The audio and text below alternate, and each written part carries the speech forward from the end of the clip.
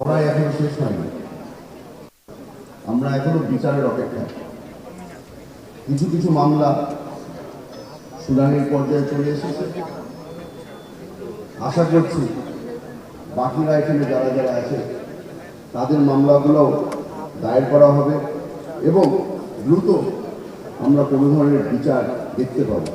এখানে কোনো ব্যক্তি বলতে পারবে না যে তারা এখনো একা আছে, আমরা সবাই একসাথে আছি।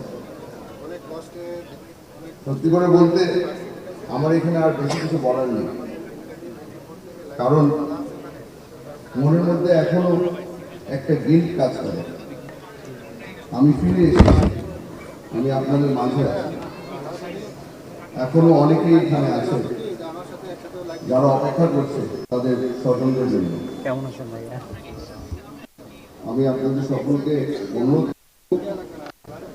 তাদের জন্য দোয়া করব। আমরা যারা ফিরে এসেছি আমাদের একটা দায়িত্ব রয়ে গেছে, আপনাদের পাশে থাকা এবং আপনাদের সাথে থাকা। এই লড়াইয়ের মধ্যে বাংলাদেশ জাতীয়তাবাদী দল সবসময় আপনাদের পাশে থাকে। আমরা এখানে যারা আছি আমরা সবসময় আপনাদের পাশে থাকবো।